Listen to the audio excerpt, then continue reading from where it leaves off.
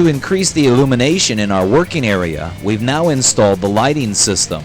It consists of compact fluorescent-style bulbs on aluminum reflectors with the ballast mounted off to the side in the cabinets.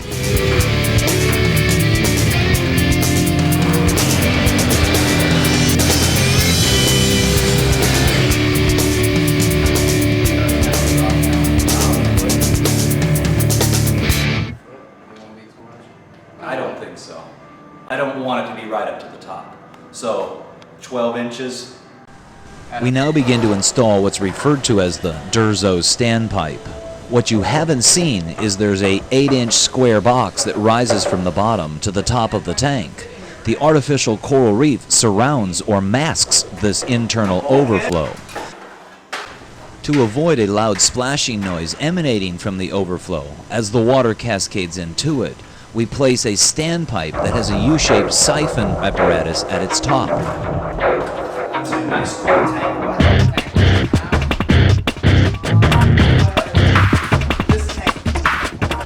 Here you can see the U-shaped siphon apparatus that crowns the top of the Durzo standpipe. And you can see Cande placing the standpipe inside that 8-inch diameter overflow box. Here's a view of the Durzo standpipe outside of its internal overflow.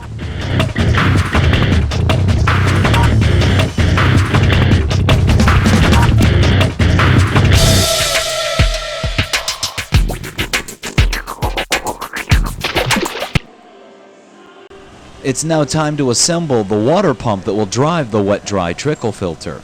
This includes a diverter that will send a portion of the water over to the refrigeration unit and back to the aquarium. Plumbing is art. It's gotta look good. It's gotta look good. It's gotta look as good underneath the cabinet as it does up inside the tank. Because he's gonna bring his friends in here and they're gonna open the doors and they're gonna look and they're gonna say, Chet, you spent how much? And it's gotta look awesome. This pump does approximately 1,800 gallons an hour. It is the circulation pump. It will draw water from the tank and return water directly to the tank. A portion of that flow will pass through a pleated cartridge which traps out particles. This will be the main line of mechanical filtration within the tank. Like a pool, this traps out fine particles. That is what we call a closed loop system. And we'll slide this circulation pump in right alongside the filter water pump. This is the point where we need to incorporate the pleated canister or cartridge filter into the system. If you look closely, you'll notice union fittings and ball valves incorporated onto both the inlets and outlet sides of the water pumps. This will allow for the potential easy removal and replacement if needed down the road. Here you can see we're hooking up the drain line from the tank that brings the water to the top of the wet-dry trickle filter.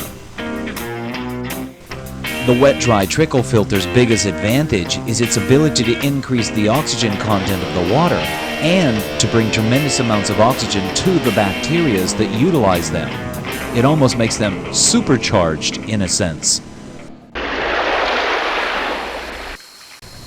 We can now begin to rinse out the crushed coral gravel free of its dust. It'll take approximately 300 pounds to give us about 2 inches of depth at the bottom of the aquarium.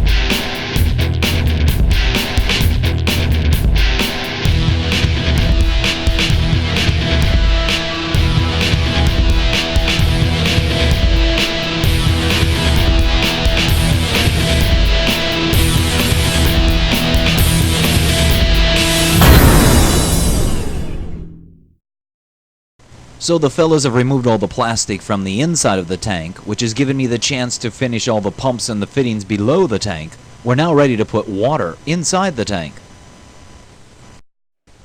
So as the tank fills up, we make it a point to keep a diligent eye on all the various fittings and valves on the underside of the tank.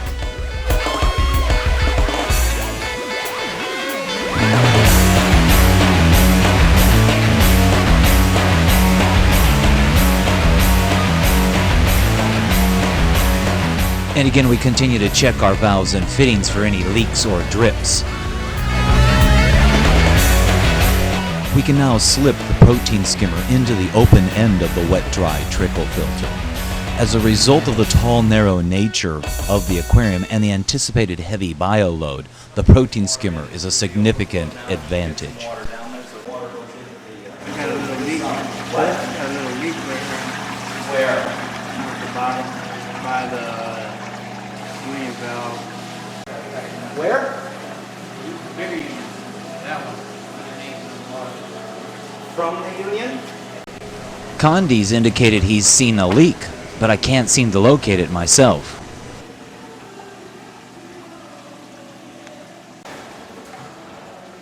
What about that leak or drip you saw? Still dripping. What? Still dripping.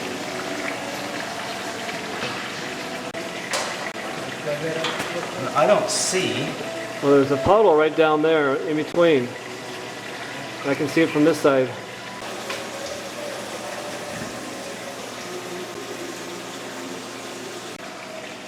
So it's a drip, a drop. We seem to have narrowed it down to the inlet of the large circulation water pump.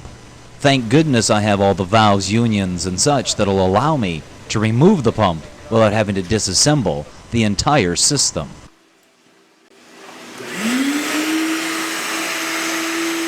And with what appears to be a simple job, we'll get the little shop vac out to clean up the little excess water.